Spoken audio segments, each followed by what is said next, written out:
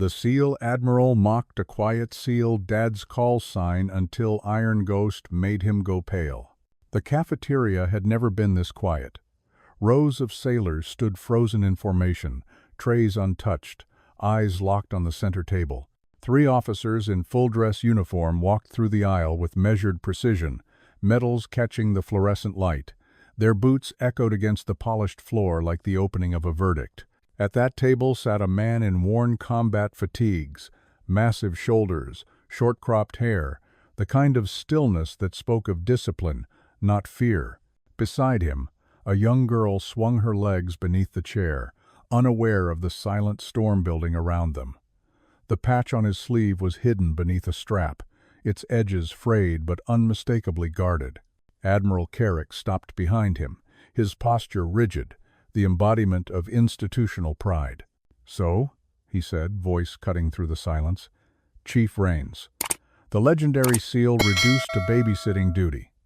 Tell me," a pause, calculated, cruel, "what's your call sign these days?" A low ripple of laughter spread down the line, controlled but poisonous. Even the junior officers couldn't hide their smirks. The man didn't rise to it. He didn't even look up. He simply adjusted the girl's plate, moved her juice closer, and continued eating as if the Admiral hadn't spoken at all. "Answer me, Chief," Carrick pressed, tone sharper now. "Or has retirement made you forget who you once were?" The girl looked up at her father, confusion in her eyes. For a moment, nothing moved. Then, finally, he spoke 2 quiet words that landed heavier than gunfire. "Iron Ghost." The laughter stopped. Someone dropped a tray. The metallic clang seemed to split the air. Carrick's jaw tightened. The 2 captains behind him exchanged glances, color draining from their faces. "That's impossible," one whispered. That call sign was sealed under classified clearance. The Admiral's smirk faltered. He stepped closer, studying the patch half concealed under the strap. The faint glint of black and gold embroidery wings over a ghosted trident caught the light. It shouldn't exist. Not anymore.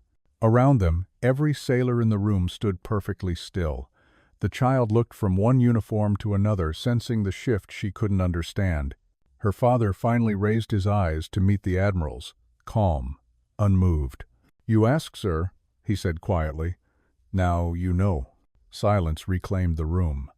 The officers behind Carrick straightened instinctively, as if authority itself had realigned. Somewhere deep within the base, a security chime flickered to life, an old clearance code, long dormant, suddenly recognized by the system. The Admiral's breath caught. For the first time in years, the hierarchy trembled, and the man everyone had mocked as a forgotten soldier sat motionless beside his daughter, as if none of it mattered because, for him, it never had. The silence that followed his words felt heavier than any command. It pressed down on the cafeteria like unseen weight, as if the air itself waited for permission to move again. Admiral Carrick stood motionless, every breath measured, his gaze fixed on the patch that should have been locked in an archive years ago. Behind him, the 2 captains shifted uneasily, uncertain whether to speak or salute, trapped between duty and disbelief. The sailors lining the walls dared not blink, afraid that any sound might shatter the fragile order forming around them. Carrick finally exhaled, his voice a low rasp that barely carried. "Who authorized you to wear that insignia?" He wanted defiance, something to justify the anger trembling beneath his composure, but Chief Rains simply looked up, calm and still, as though the question had already been answered by time itself. "No one did, sir," he replied.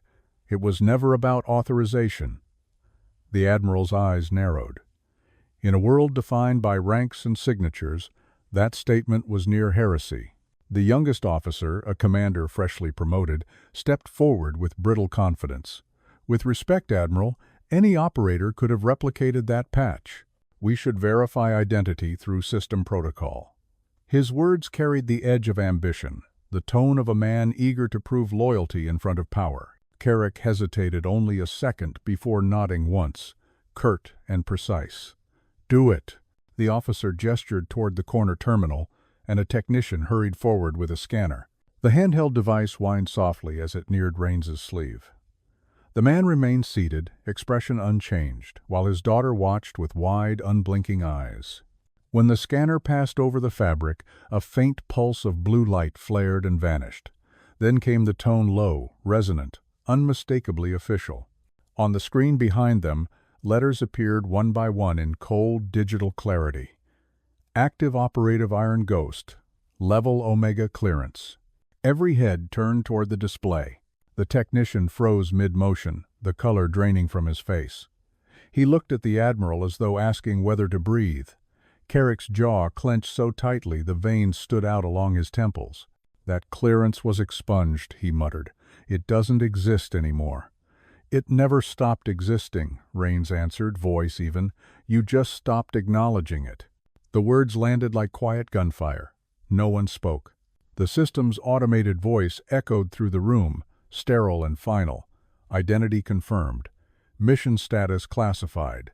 The confirmation wasn't only technological, it was moral, undeniable. The hierarchy, built on paper and fear, had just recognized a ghost. Carrick straightened, forcing his spine into military rigidity. "Very well," he said at last, tone stripped of mockery. "Let's see if the legend still breathes." He nodded toward the training officer, Commander Hale, who had been standing silent near the doorway, uncertain whether this was ceremony or crisis. "Activate extraction simulation. Real-time conditions." Hale hesitated. "Sir, that's a live risk protocol. We don't run those without advance authorization." "You have it," Carrick snapped, the echo of wounded pride hidden behind procedural authority. Within minutes, alarms blared through the base. Steel shutters sealed the cafeteria windows, and the lighting shifted to combat red. The sailors scrambled into position as the holographic system engaged, projecting an ocean grid across the floor. The room transformed into a simulated war zone, waves and data cascading around the tables like digital surf. Emily pressed closer to her father, the flickering red lines reflecting in her eyes. Raines stood slowly, setting his fork down with deliberate care. He looked at Carrick, then at the assembled officers. "This isn't necessary," he said, though his tone held no fear. "Only the weariness of someone who had seen this cycle repeat too many times." "On the contrary," Carrick replied, "it's long overdue. Let's confirm whether the man behind the myth can still swim." Two sailors stepped forward, offering Raines a standard-issue rebreather and harness. He adjusted the straps with precise motions, the same economy of movement that had unsettled them earlier. When he lifted the mask to his face, a whisper of recognition rippled through the ranks. They had all heard stories of the operator who disappeared beneath the Arctic shelf and never surfaced until now. The simulation triggered. A rush of sound filled the space wind, water, sonar pings echoing through the hall. The temperature dropped as the environmental system mimicked the chill of open sea. Holographic waves rose, obscuring half the room. Carrick watched, unblinking, arms folded behind his back. He had expected hesitation, but the man moved with absolute control, each step calibrated, each breath deliberate.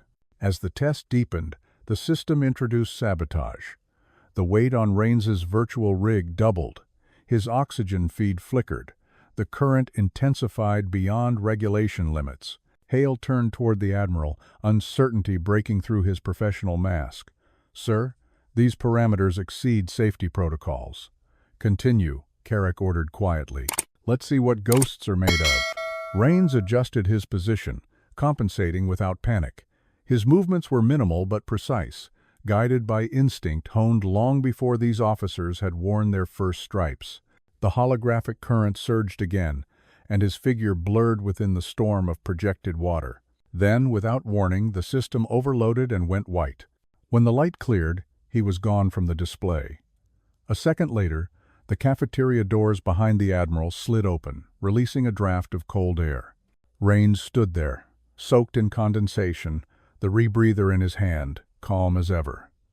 "Simulation complete," he said quietly. "Your system still has blind spots." No one spoke. Carrick turned slowly, disbelief fighting against something dangerously close to respect. The sailors stared at Rains as though seeing a phantom step out of history. Emily smiled faintly, her small hand gripping the edge of the table, pride gleaming where confusion had been. The Admiral's voice finally returned, low and almost human. "You weren't supposed to come back, Chief." Rains met his eyes. "Neither were the truths we bury, sir." The tension hung in the air, vast and electric, until Carrick gave a single, imperceptible nod. It wasn't an order or an apology, just acknowledgement.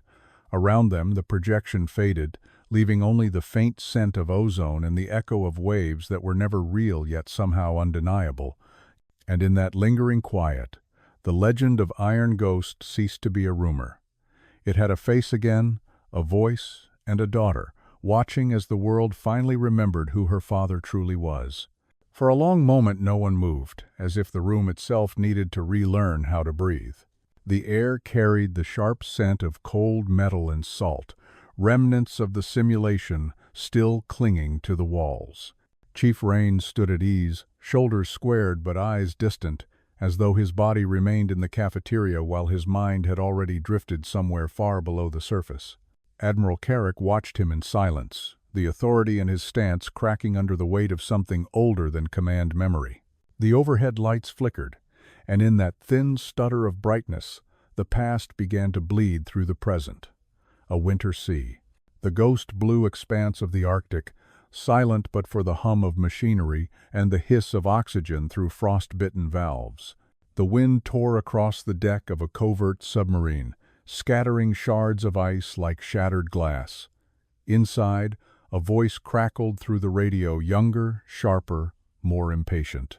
"Mission compromised. Abort immediately. That's an order." "Oh." Rains's own voice, calm but resolute, answered from the other end. "Negative, command. Civilians still unaccounted for. Extraction window remains open for 3 minutes." The static carried the hesitation of a man torn between protocol and conscience. Then came Carrick's younger voice again, clipped and precise. "You're already out of range, Ghost. Stand down." But he hadn't. He had pressed deeper into the whiteout, his team vanishing behind him one by one until only his signal remained. The flashbacks sharpened, as though the room itself projected it across every reflective surface. The submarine hull groaned under shifting ice. The world had narrowed to a tunnel of darkness, lit by the faint glow of a dying beacon. Rains had crawled through it, pulling a wounded civilian against his chest, lungs burning, radio silent. The extraction coordinates were gone, overridden by interference. Yet he moved with the certainty of someone who no longer needed guidance. He found the air pocket under a frozen ridge, flooded the emergency flare, and signaled once a red spark swallowed by a storm. Command never saw it. Back in the present, Carrick's face twitched, the shadow of that night crossing his features. He had been the officer who signed the order to seal the file, to mark Iron Ghost as presumed lost with unit.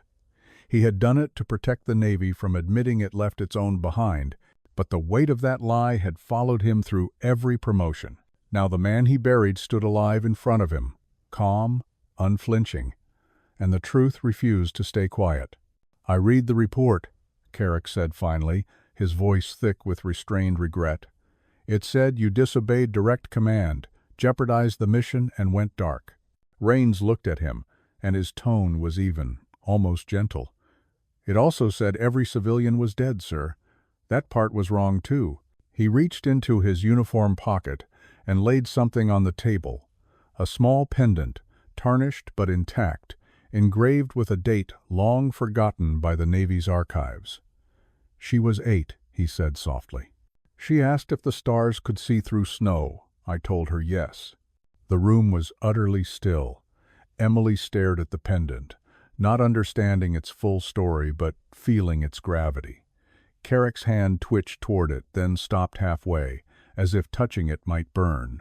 "We thought you drowned," he murmured, and the line between confession and apology blurred.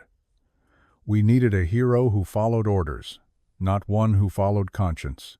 Rains's eyes didn't waver. "Orders end," he said. "People don't." The words carried no anger, only exhaustion and an integrity that couldn't be taught.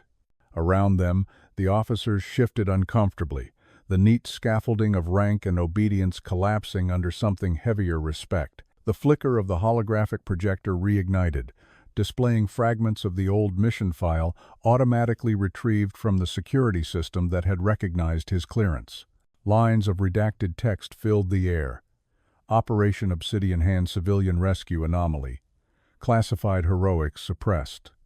The data scrolled endlessly, the ghost of bureaucracy confessing its own deceit. Carrick stared at it as if each line were a verdict on his own soul. When the projection finally dimmed, the Admiral turned away, his reflection caught in the metal serving counter. "You were right that night," he said quietly. "But right doesn't survive paperwork." "It does," Rains replied, "if someone remembers." Emily tugged lightly at her father's sleeve, her voice small but steady.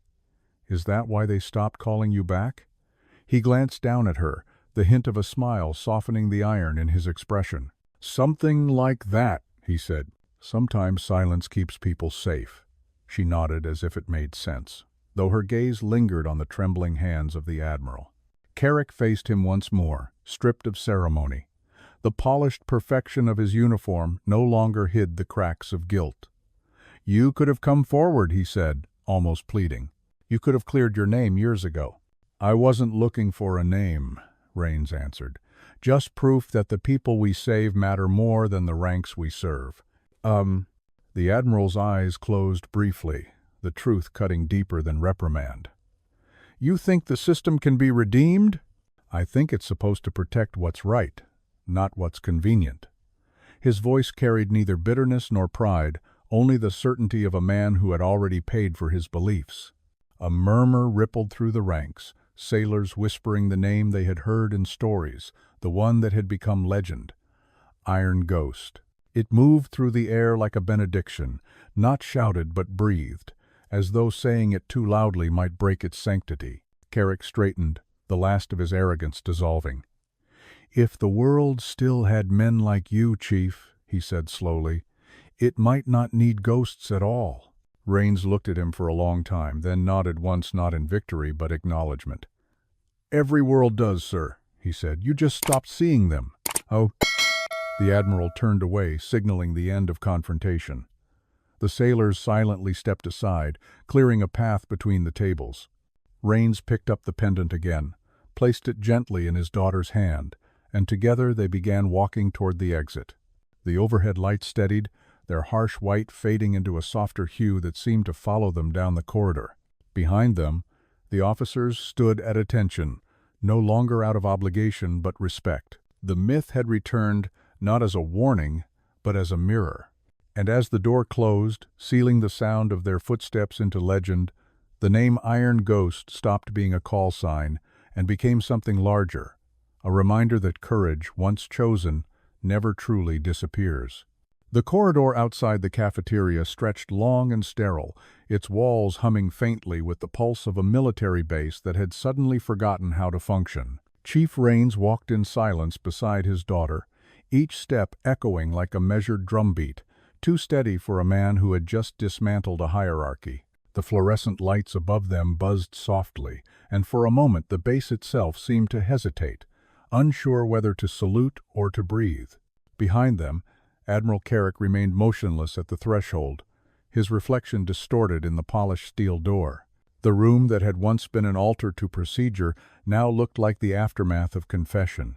The sailors still at attention didn't dare move, because instinct told them something irreversible had just occurred, not a breakdown of command, but a correction of truth. Carrick turned toward the terminal, where the mission file still glowed faintly on screen.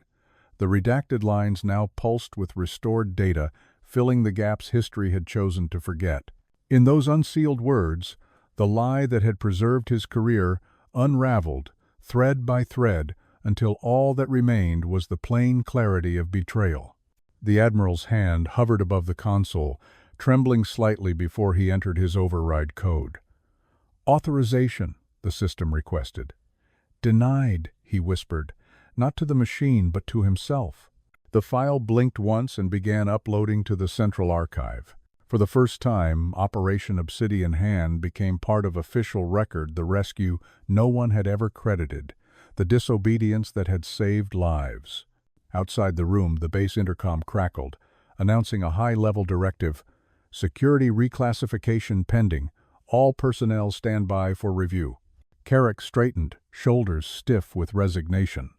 The machine he had served faithfully for decades was finally swallowing the truth he had buried. Down the hall, Rains paused near the memorial wall where names were carved into brushed titanium. He studied the etchings, tracing one with his fingertips the name of his unit, sealed under the phrase "lost in action." "They can't erase you now," he murmured, more to the ghosts than to himself. Emily stood beside him, her small hand clutching the pendant, her voice barely audible. "Were they your friends?" she asked. "They were my family," he answered, and for the first time his voice carried the quiet ache of memory rather than restraint. Behind them, the rhythmic sound of boots approached. Carrick came down the corridor, flanked by two senior officers, their expressions uncertain, caught between ceremony and shame. The Admiral's voice, when it came, was stripped of its former precision. It was slower, almost human. "Chief Rains," he said, stopping a few feet away, "the department has reopened your record. Your commendations will be restored, posthumously if you wish." Rains turned, meeting his gaze without triumph. "Posthumous recognition doesn't matter to the living, sir," he replied quietly. "And I'm still breathing." The words landed softly but carried the weight of an entire creed. Carrick inhaled through his teeth, eyes flickering toward the sailors gathering at the corridor's far end. Their faces were young, unweathered, uncertain how to witness humility from someone they'd been trained to revere. Without warning, the Admiral stepped forward, spine straightening in one final act of dignity. He removed his cap, the gesture deliberate, then extended his hand in a salute, not as a superior to a subordinate, but as one soldier to another. "For what it's worth," he said, voice low, "we failed you." Rains didn't return the salute immediately. Instead, he looked around at the silent witnesses, the sailors, the officers, his daughter watching with wide eyes. "No," he said, finally raising his hand, "you failed yourselves, but that's fixable." The two men held the salute longer than protocol required, long enough for the symbolism to outgrow the regulation that defined it. When they lowered their hands, something invisible yet vast shifted through the air, like the slow exhale of an entire generation of soldiers. The base commander emerged from a side hallway, his uniform immaculate, his expression unreadable.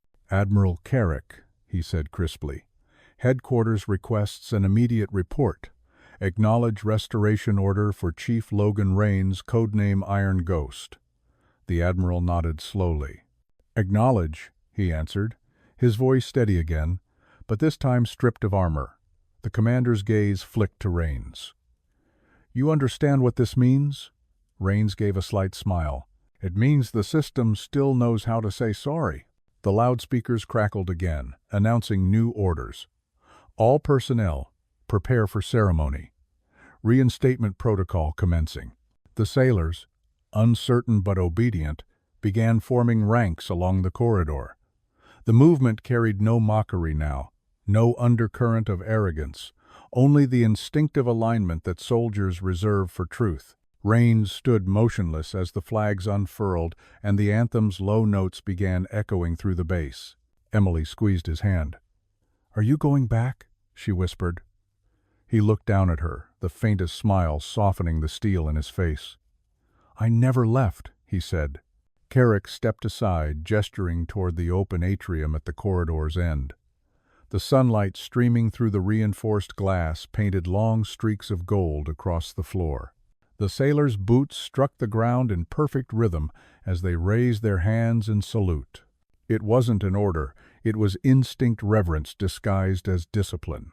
The sound of 100 palms against fabric filled the space, echoing upward into the rafters. Rains nodded once, accepting the gesture but refusing to own it. "Stand easy," he said softly. "The uniform belongs to all of us." The command dissolved the tension instantly. The men lowered their arms, and the silence that followed felt different. this time lighter, earned. The Admiral turned toward the memorial wall, where the new inscription was already being carved by an automated etching arm. The letters formed slowly, deliberate as prayer. Chief Logan Rains' Iron Ghost reinstated. The machine paused, its final stroke catching the sunlight, then continued downward to a line of smaller text. Once a soldier, always a protector. The phrase glowed faintly in the metal, a truth both old and newly rediscovered. As the ceremony concluded, Carrick approached one last time. "There will be inquiries," he said quietly. "Some will call this chaos. They'll say we let sentiment override structure." Rains studied him for a long moment before answering. Then maybe structure needed reminding that sentiment is what made it human. The Admiral almost smiled, a brief, weary flicker of something close to peace. "God help the next man who tries to erase you again," he said. Rains didn't respond. He simply placed a hand on his daughter's shoulder and turned toward the exit leading to the parade ground. Outside, the wind carried the low thunder of aircraft engines preparing for takeoff, the eternal rhythm of a world that never stopped moving. He looked back once at the wall, at the men who now stood taller, at the Admiral who had learned how to bow. Then he stepped into the light, the patch on his arm catching the sun like a flame reawakened from shadow. And in that single, silent moment, every witness understood what the inscription had always meant, that courage is not a medal, and honor is not a rank. It is the quiet decision to stand up when the world looks away, to protect even those who forgot your name, and to do so without needing applause. The legend of Iron Ghost was no longer myth or rumor. It was doctrine now written not in ink or code, but in the eyes of everyone who had seen a man become the conscience of his own uniform. Outside the atrium, the wind carried the taste of the ocean, sharp and metallic, the kind that never really leaves a soldier's lungs. The base stretched wide beneath the sun, its hangars gleaming like silent monuments to purpose, its runways humming with the restless motion of machines built for conflict but born from discipline. Chief Logan Rains walked slowly across the parade ground, his daughter's small hand wrapped in his, the gold insignia on his sleeve catching the light like an ember refusing to die. Behind them, the echo of boots still lingered, fading into memory, yet somehow imprinting itself on every wall. For the first time in years, the base felt different, less like a fortress, more like a witness. The myth that had once haunted its halls now had a face, a voice, a heartbeat. Rumors spread fast, faster than commands. Whispers of Iron Ghost moved through corridors and mess halls, told in low voices between shifts, shared like confession rather than gossip. They spoke of a man who had walked back from the dead to remind the living what duty actually meant. Even the youngest recruits, who had mocked without understanding, now carried themselves differently, their pride tempered by the quiet weight of what they had seen. Admiral Carrick stood by the memorial window overlooking the sea, his reflection framed by waves that glimmered like shards of silver armor. He had spent a lifetime enforcing regulations, but that morning, paperwork felt smaller than honor. In the glass, he could still see the silhouette of Rains crossing the field below, sunlight bending around him as if reluctant to let go. The Admiral's voice, low and unsteady, broke the silence. "Sometimes the ghosts come back not to haunt us," he murmured, "but to remind us we once had souls." His aide, uncertain whether it was meant to be heard, simply nodded and looked away. On the far side of the base, Rains stopped beside an old training ring, its paint faded and its ropes frayed from decades of use. He watched as a group of recruits sparred clumsily, their movements full of raw energy but little purpose. One stumbled, another laughed, the kind of careless noise young soldiers make when they haven't yet learned what silence costs. Rains approached without introduction, his shadow falling across the mat. The laughter died instantly, replaced by the uneasy recognition that comes when legend steps into the room. "Don't fight the man," he said quietly. "Fight your own hesitation. That's the enemy that kills first." The recruits nodded, wide-eyed, absorbing every word as if it were doctrine. Emily sat on the bleachers, legs swinging, her gaze fixed on her father. There was pride in her expression, but also curiosity, the dawning realization that the man she called Dad was something much larger than she could yet name. Rains glanced at her between sentences, a faint smile touching his face, the kind that carried both warmth and apology. He had fought wars for nameless people, but this, he thought, was the only battle that truly mattered, to teach her that courage wasn't born from violence, but from restraint. Later that evening, the base held a small, unannounced ceremony. No press, no speeches, just a quiet gathering under the fading sky. The flag hung still, the wind subdued as if in respect. Carrick arrived in plain uniform. No medals, no entourage. He stood beside Rains, the distance between them now filled not with rank but understanding. "Command wants you reinstated full-time," he said. "Advisor, tactical review, whatever you choose." Rains looked toward the horizon, where the sun sank into the Pacific like a metal melting into the sea. "I've already served," he said. "Now I just want to make sure what we built doesn't forget why." Carrick didn't argue. He simply extended his hand, the gesture simple but absolute. "Then help us remember," he said. Rains shook it once, firm and final, sealing not an agreement but a reconciliation with the institution itself. Around them, the younger sailors lowered their heads, not out of formality but gratitude. They understood now that heroism wasn't a title granted by command. It was something a man carried quietly, like a scar that glowed only when truth demanded light. When the ceremony ended, Rains and Emily walked along the pier. The ocean stretched before them, vast and merciless, yet strangely calm. She looked up at him and asked, "Are you still a soldier?" He smiled at the question, a soundless breath that felt like forgiveness. "A soldier is someone who protects," he said. "That doesn't stop when the shooting does." The girl thought about that for a moment, then nodded solemnly. "Then I want to protect people too." He knelt beside her, placing his hand over the pendant hanging around her neck. "Then start by protecting what's right," he whispered, "even when no one's watching." The waves broke softly against the pier's edge, carrying the reflection of the flag overhead. Somewhere behind them, the base lights flickered on, one by one, like stars reclaiming the night. Carrick watched from the balcony, the wind tugging at his collar, and for the first time in years, he felt something close to peace. He had spent his career maintaining order, but it had taken a man branded a ghost to remind him that order without conscience was just another kind of silence. As the last light faded, a quiet announcement rolled through the intercom. "Honor roll update, completed designation. Iron Ghost reinstated to active legend file." The words seemed to echo across the base, through hangars, dorms, and offices, until even the machines seemed to hum in acknowledgement. Rains looked up at the loudspeaker, his expression unreadable. "Funny," he said softly. "They finally got the name right." Emily laughed, her voice light against the wind, and the sound carried across the water like a promise. He rested his hand on her shoulder, feeling the steadiness in her stance, the legacy already forming in her bones. Behind them, the flag caught a gust, snapping once clear and sharp, before settling again into stillness. The world would move on, as it always did, but somewhere within the vast machinery of duty, something small and sacred had been repaired. And when the night finally came, it didn't feel like an ending. It felt like a vow whispered back to the sea that courage, honor, and compassion don't fade with rank or time, and that ghosts, when they return, aren't there to haunt, but to guard. The legend of Iron Ghost would be retold in barracks and classrooms, not as a story of defiance, but as proof that even in the strictest order, humanity could still be its highest command. And on that quiet pier, beneath the endless sky, a soldier and his daughter stood as the last light slipped below the horizon, two shadows cast by the same unbroken flame.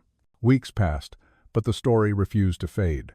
In every corridor of the naval base, the name Iron Ghost became a quiet password for integrity, a reminder whispered between ranks when procedure tried to drown conscience. The officers didn't talk about the cafeteria incident openly. They didn't need to. The silence carried it better than words ever could. When people lowered their voices to speak of him, it wasn't gossip, it was reverence, shaped like discipline. Chief Logan Rains had turned down every formal reinstatement offered. He no longer wanted to serve on paper. He had already returned in principle.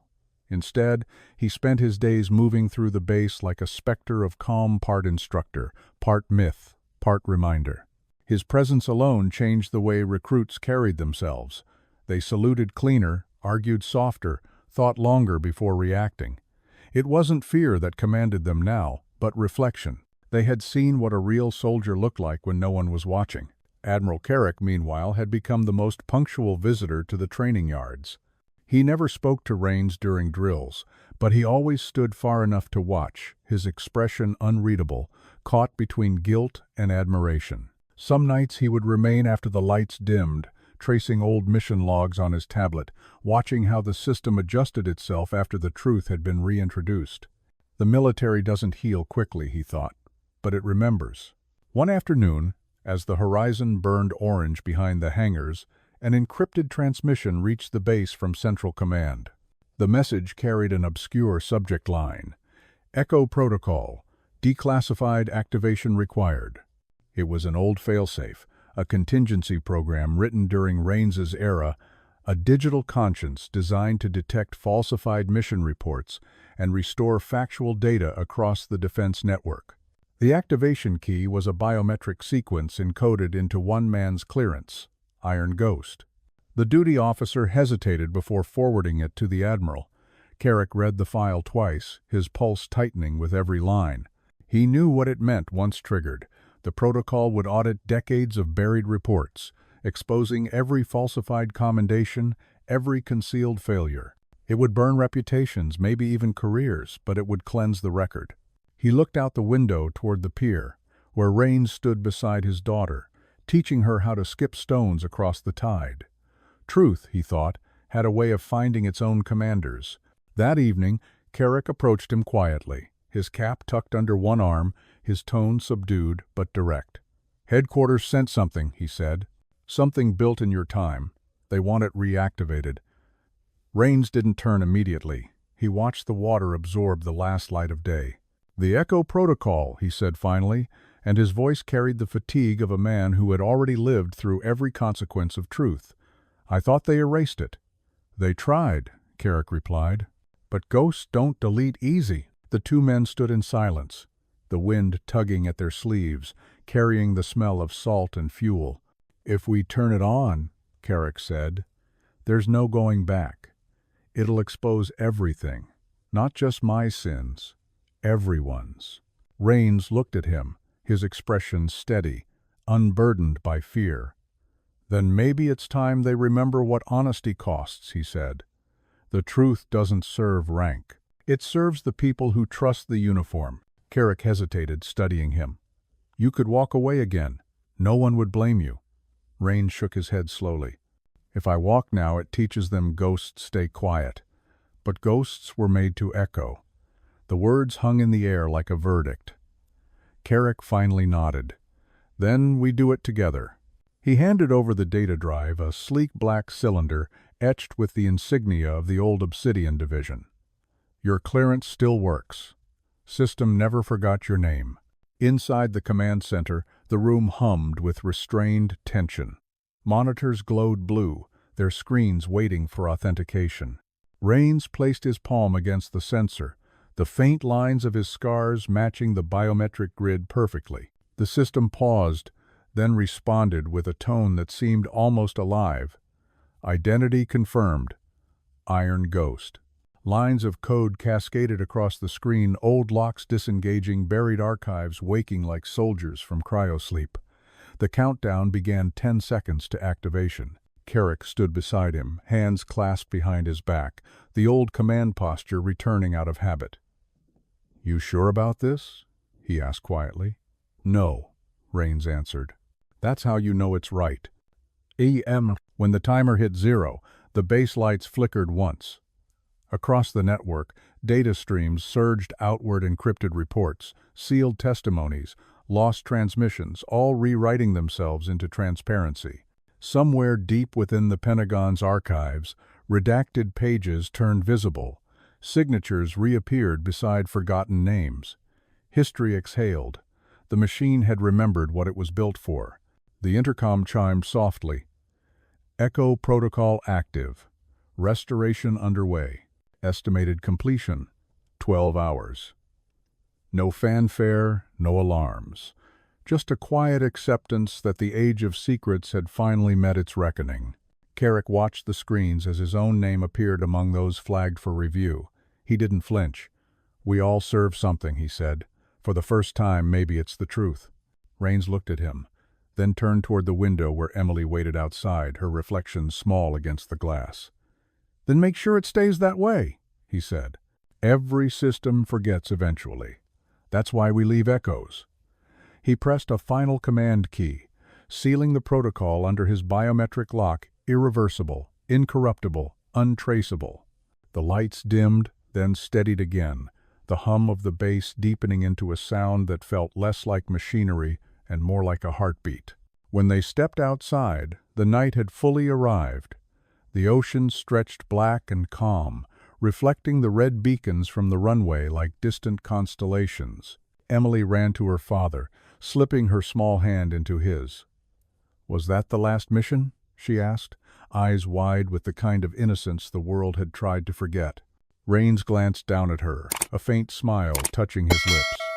"The last one that needed doing," he said. "Now the rest belongs to people who know better." Behind them, Admiral Carrick lingered by the doorway, the wind tugging at his coat.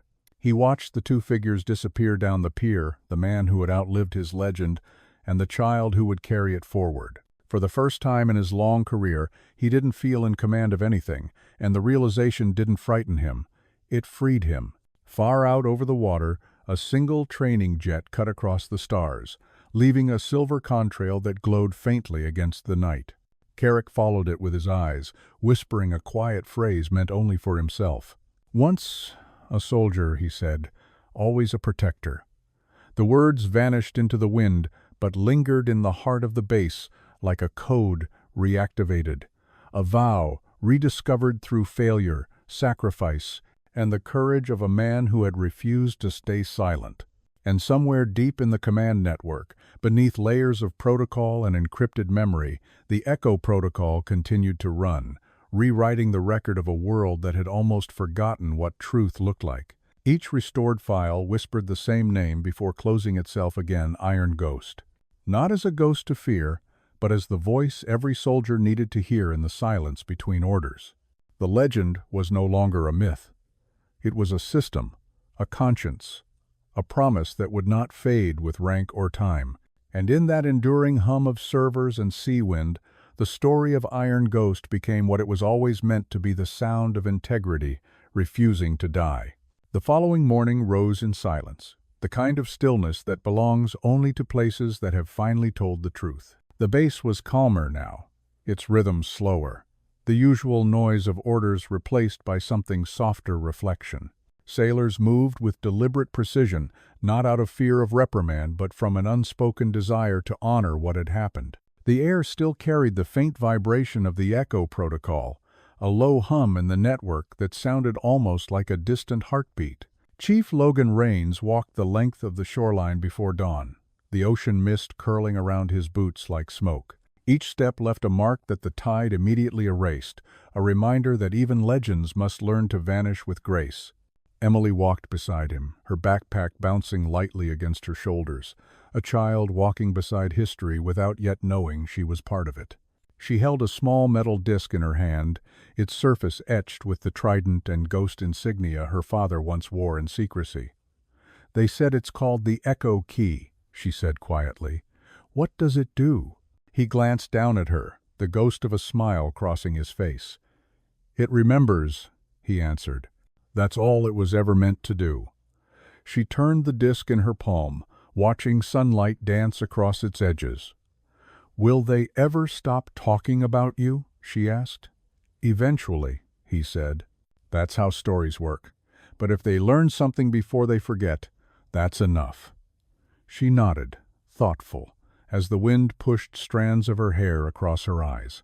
"Then maybe I'll help them remember longer," she said, almost to herself. At mid-morning, the base's command school held its first open lecture since the Echo activation.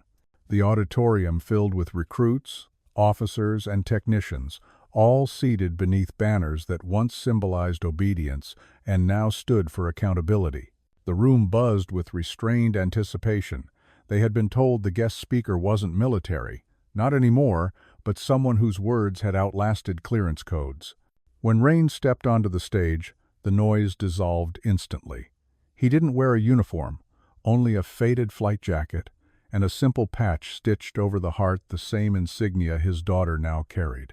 "I was told once that silence was loyalty," he began, his voice even carrying easily through the hall. "But silence can also be cowardice when it hides what's wrong.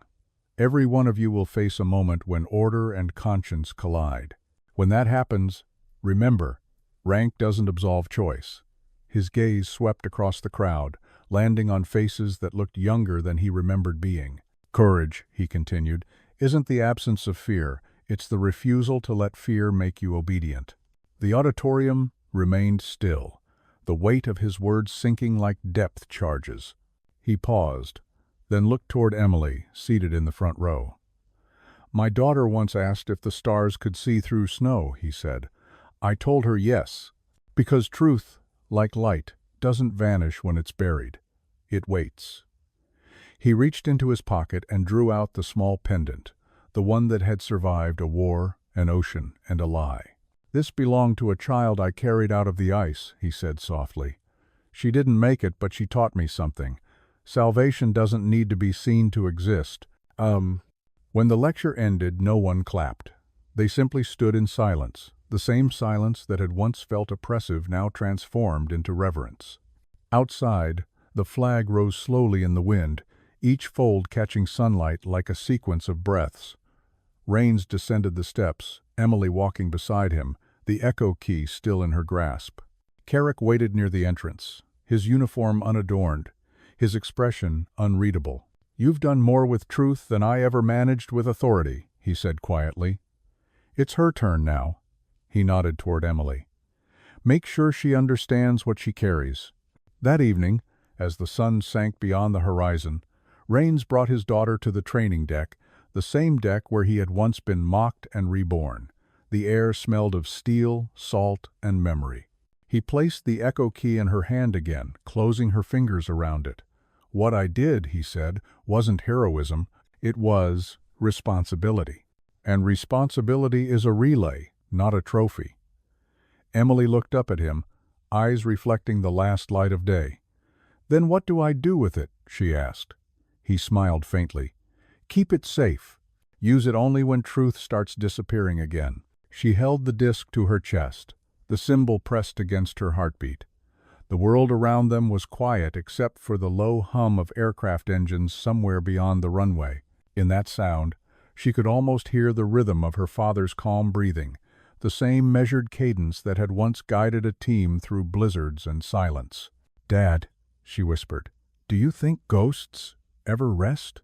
He looked out toward the sea, the horizon now a line of molten gold.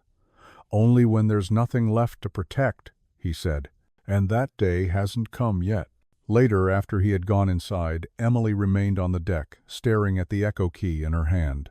She knelt and pressed it into the wood, leaving a faint circular mark beside the old drill lines. "You can sleep now," she whispered to the wind. "I'll keep the watch." The breeze caught her words and carried them outward, over the water, through the still glowing hangars, across the quiet base that had once been a fortress of silence. It was as if the entire place exhaled, not relief, but continuation. Inside the control room, the servers pulsed once, a quiet acknowledgement of her vow. The Echo protocol detected a new user signature, smaller, unclassified, but approved by Legacy. Access granted. Emily Rains. Somewhere deep in the network, the system created a new log file, its title simple and unassuming, Watchkeeper Initiated. On the pier, the waves broke in steady rhythm, each one erasing a footprint only to reveal another. The moon rose, carving a silver path across the water, and in that reflection, the insignia of Iron Ghost gleamed faintly, not as an emblem of secrecy, but as a promise renewed. Emily lifted her face to the wind, her voice barely a whisper. "Once a soldier," she said, "always a protector." The words drifted outward, caught by the sea, carried by the night, and somewhere beyond the horizon the system answered back a soft pulse, steady and eternal, repeating through the dark like a heartbeat made of light. Weeks after the base returned to its quiet rhythm, the name Iron Ghost no longer appeared on rosters or reports, yet its echo still shaped the way men spoke to one another. It lingered in the way orders were given slower, clearer, touched by conscience. The air itself seemed to have memory now, as if truth had weight that could not be dispersed by routine. Admiral Carrick noticed it most in the silence between drills, when the only sounds were wind and the faint hum of restored servers whispering old data into permanence. Chief Logan Rains had taken a small quarters near the edge of the base, a space once used for navigational storage, now filled with books, radio parts, and the quiet life of a man who preferred purpose over recognition. He spent mornings walking the perimeter, nodding to recruits who stood taller in his presence, then returned to his workbench to calibrate the same kind of sensors that once guided his team beneath Arctic ice. He never mentioned the past, and the officers learned not to ask. But every so often, when a new signal flickered on the encrypted band, he would pause, listen, and smile the way old soldiers smile when ghosts call by their first names. Emily, meanwhile, had become a fixture in the training yards.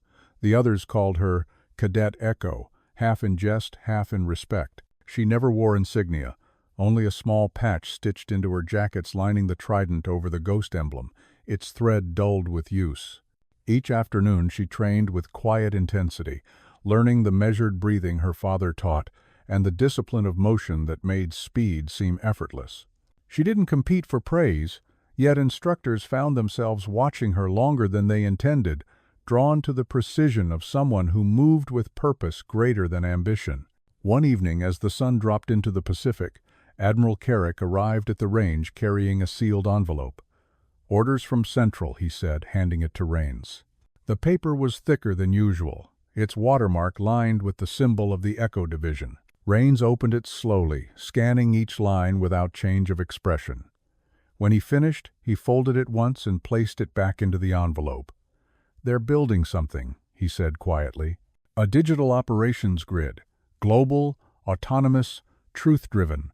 They're calling it the Ghost Network." Carrick's eyes narrowed. "Based on your protocol?" "Not mine," Rains replied.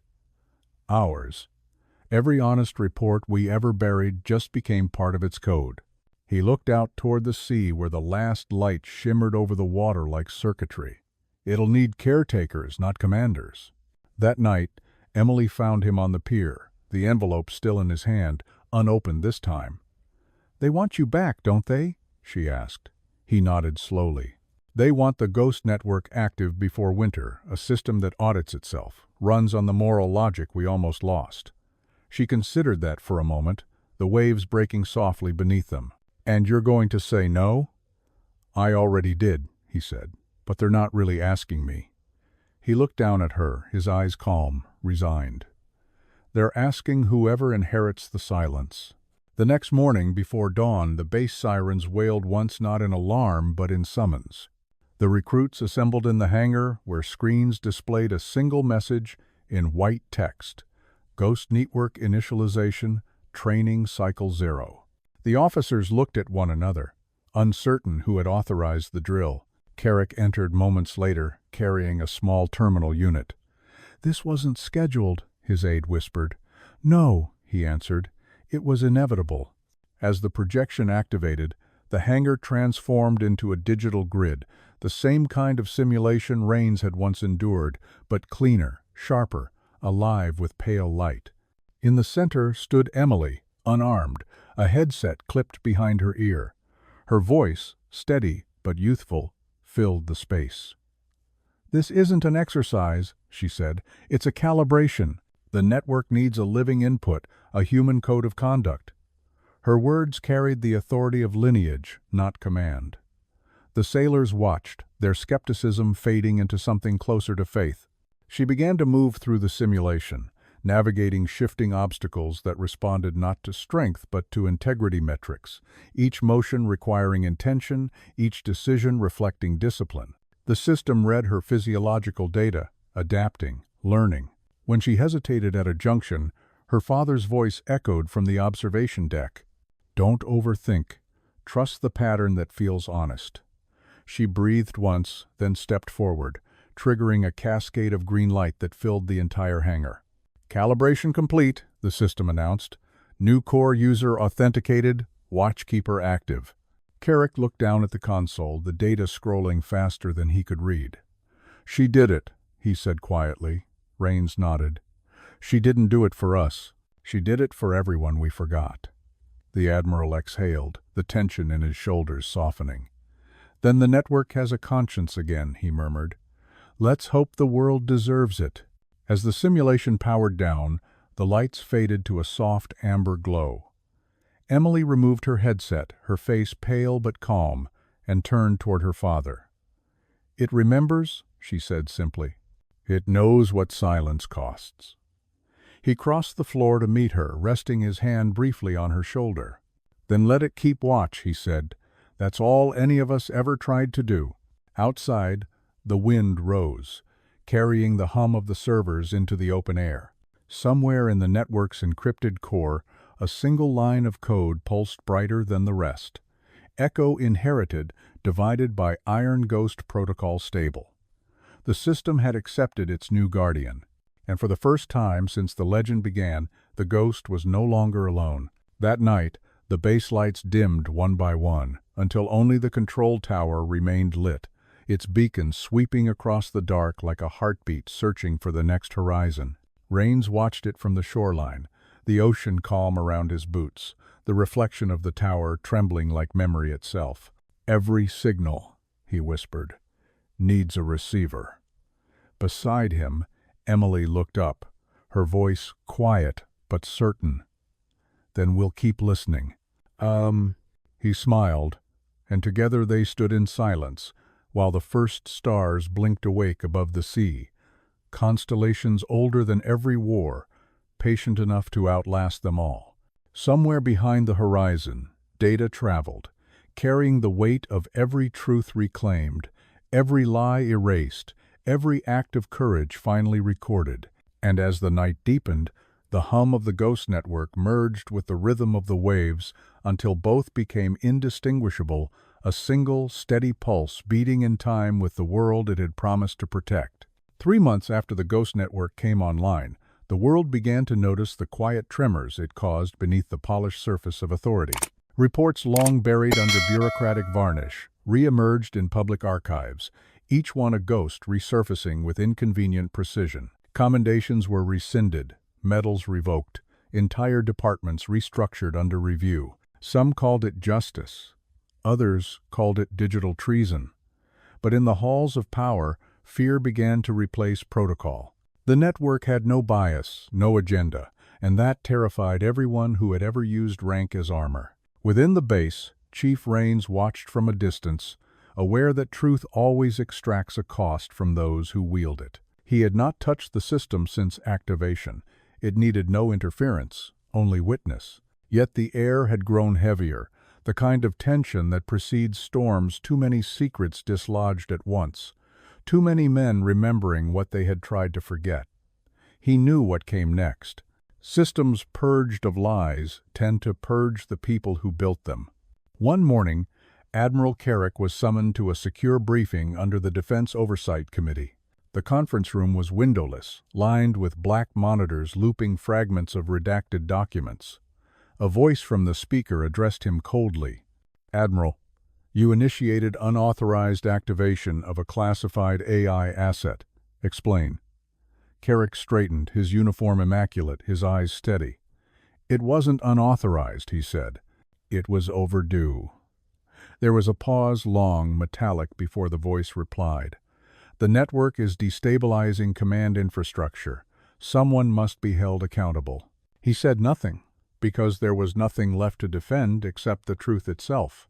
Back at the base, Emily noticed the shift first. Her access logs began showing irregular queries, unfamiliar IDs attempting to trace the echo key. The network had become self-learning, but it had also become a threat to those who preferred silence.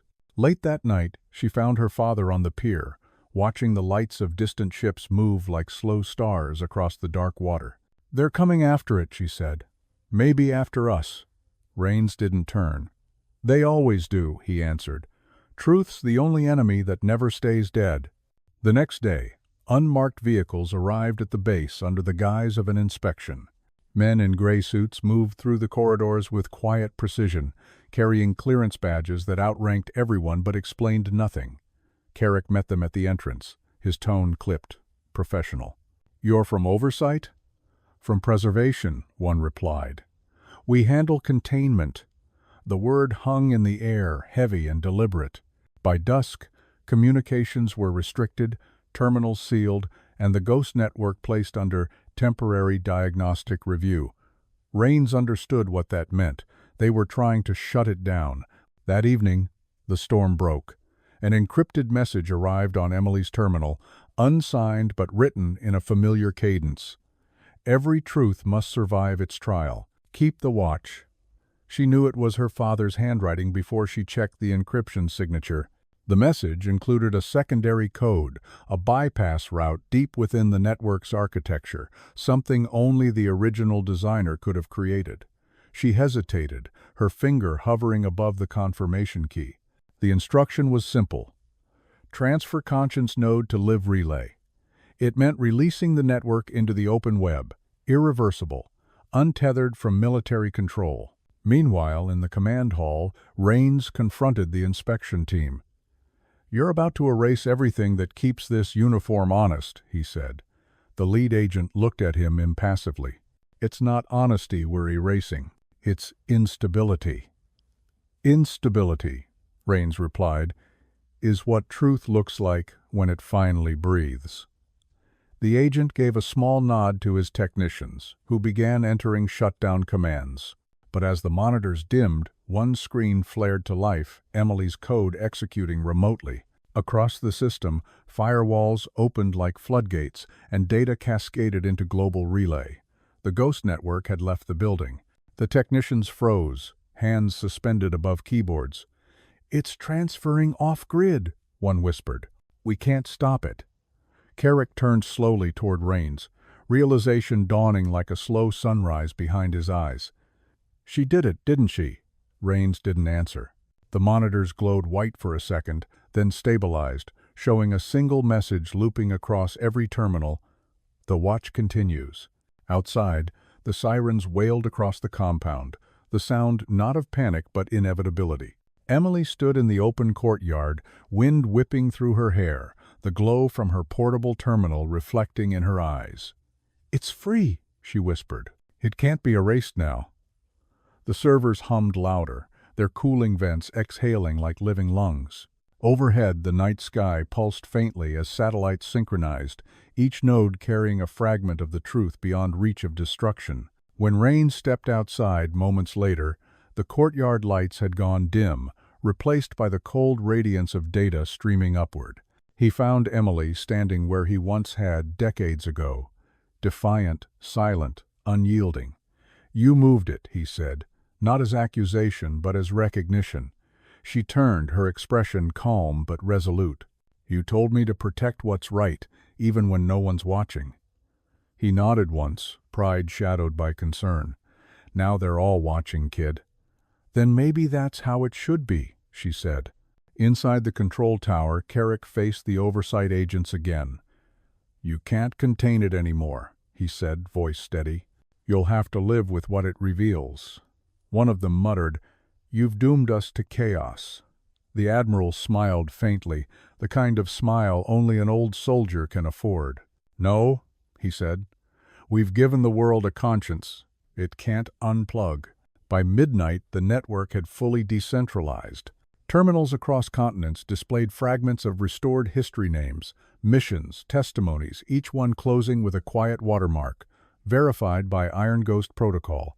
Rains stood beside his daughter on the pier, the ocean black and endless, the stars mirrored in its surface. "It's out there now," she said softly. So are we. He placed a hand on her shoulder.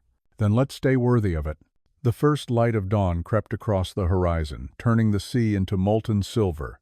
Somewhere deep in the network's code, an automated log recorded the transfer. Primary operator, Emily Rains. Status: active guardian. Legacy: persistent. The line repeated once, then locked. The system had accepted her completely. Behind them, the base remained quiet. No sirens, no shouting, only the calm after revelation. Carrick watched from the tower, his silhouette framed against the rising sun, and whispered to himself, "Once a soldier, always a protector, even when the battlefield is truth." His words dissolved into the wind, carried out across the waves toward a world now watching its own reflection in the mirror of transparency. And as the sky brightened, the ocean returned the salute, steady, patient, eternal, as though acknowledging that the ghost had done what all heroes eventually must, vanish, so that others can see clearly at last. Months turned into a quiet new order. The world adjusted to a truth it could no longer ignore, a transparency that stripped both heroes and hypocrites bare before the same unflinching light. Governments hesitated before signing decrees, officers reviewed their reports twice, and the words "Iron Ghost Verified" began appearing at the bottom of files, like invisible signatures of conscience. The Ghost Network had become more than a system. It was now a code of conduct written in circuitry and faith. At first, nations tried to resist. Committees declared it illegal. Analysts called it unregulated, but no one could find the core to unplug. Every attempt to isolate its signal only strengthened it. Every firewall became a new node in its vast, incorruptible web. It spread not like contagion, but like clarity, infiltrating quietly through honesty instead of code. People began to quote it in speeches, to invoke it in tribunals, to use its reports in courtrooms as if citing scripture. Truth verified by Iron Ghost became both evidence and oath. Admiral Carrick, now retired but still restless, followed the transformation from his coastal home, reading the reports with something between pride and penance. He had once feared chaos, but what came instead was equilibrium, a new discipline, born not from command, but from collective responsibility. "We were trained to protect order," he wrote in his final memo to the Academy, "but order without truth is only camouflage. Iron Ghost taught us to stand visible." He sealed the letter and left it unsigned, because names, he decided, no longer mattered. At the base where it all began, Chief Logan Rains kept his silence. He seldom appeared in public now. His service was complete, his myth self-sustaining. Sometimes, walking along the pier at dusk, he would hear his name in conversations between young recruits, half curiosity, half reverence, and he would smile faintly, grateful they no longer needed to see him to believe in what he stood for. Emily had become the unseen steward of the network, her presence woven through the data streams, a voice guiding inquiries toward truth with the patience of the sea itself. Across the globe, change unfolded not with revolutions, but with corrections. War reports reopened, medals reassigned, investigations revived. Some men fell, others rose, but for the first time in a generation, accountability outlived politics. Even in foreign navies, the phrase "once a soldier, always a protector" began to appear engraved on barracks walls, translated into languages that had never known it. The idea had transcended uniform. It had become human instinct again. Then, one morning, a global alert rippled across every terminal linked to the network. A single encrypted message appeared on screen, its origin untraceable but unmistakable. Protocol closing. Legacy fulfilled. Ghost returning to rest. The words shimmered for a moment, then dissolved into binary dust. Around the world, technicians, officers, and civilians stared in silence as the signal faded. It wasn't a shutdown, it was a release, like a soul choosing to sleep after duty well served. At the same hour, Rains stood on the pier, the wind carrying salt across his face. He knew before anyone told him. The servers would power down gracefully, their hum fading into the rhythm of the ocean, the same rhythm that had once saved him in the Arctic. He looked toward the horizon, where the first light broke like the glint of a metal, too old to shine but too proud to die.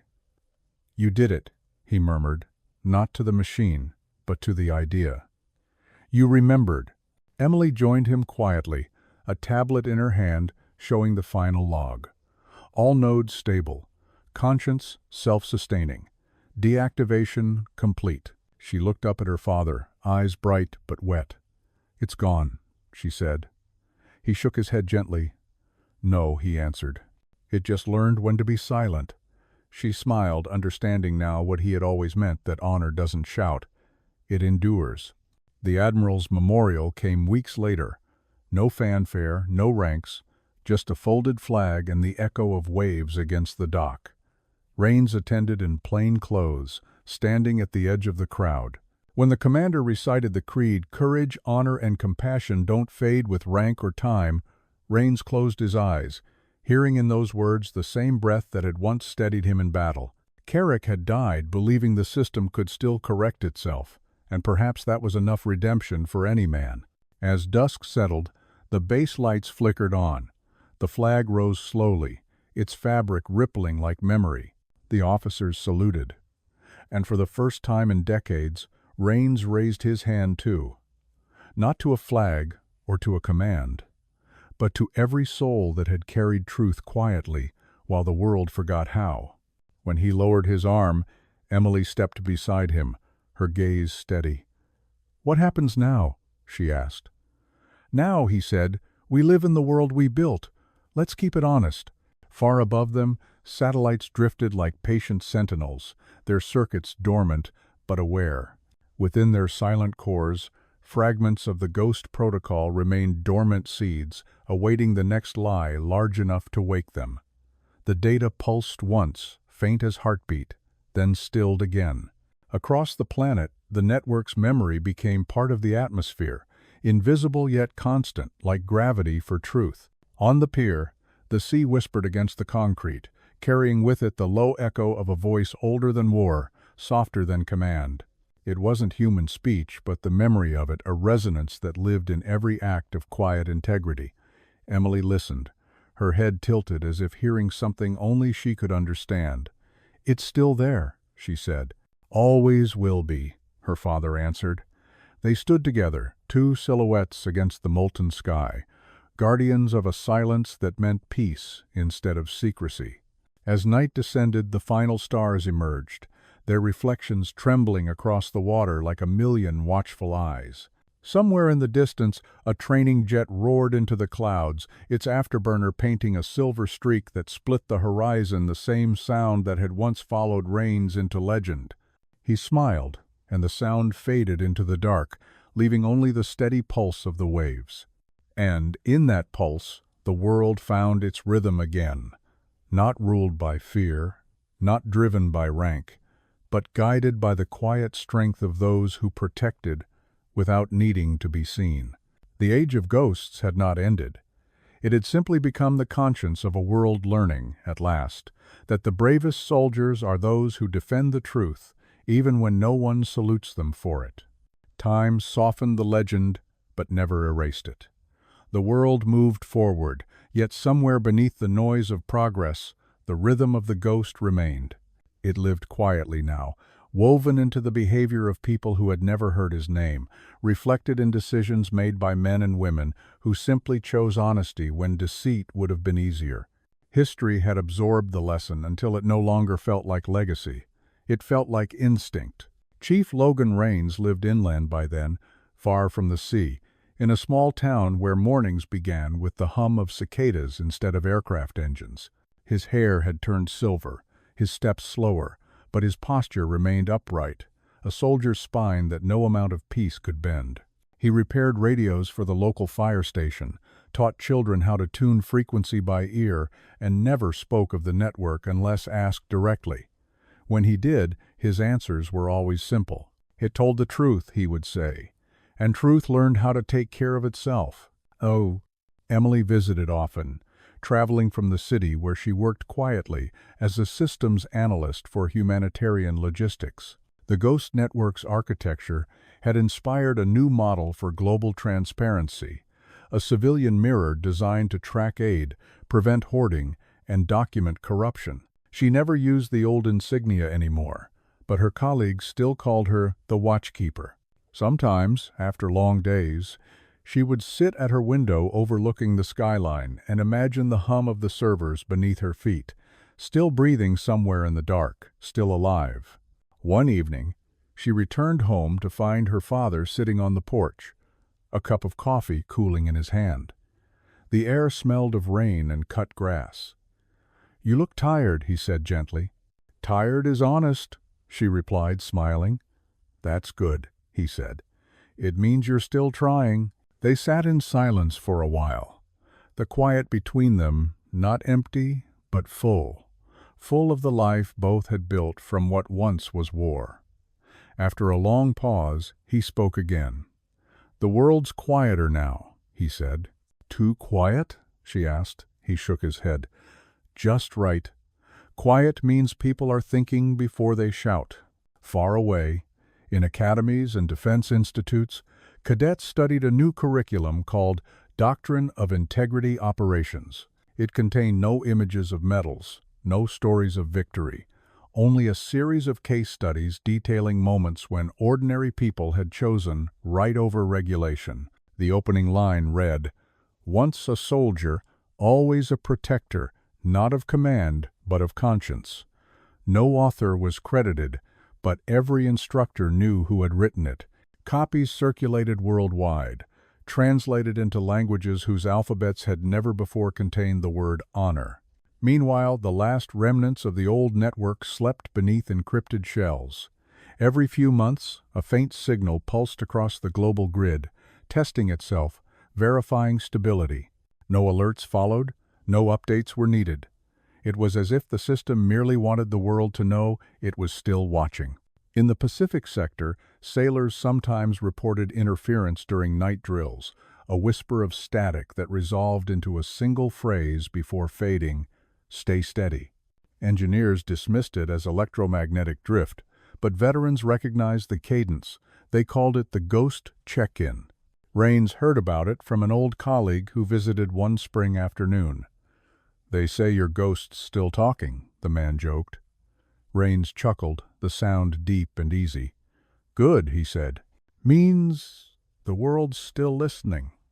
The friend nodded, then added softly, "You know, not all systems survive their creators."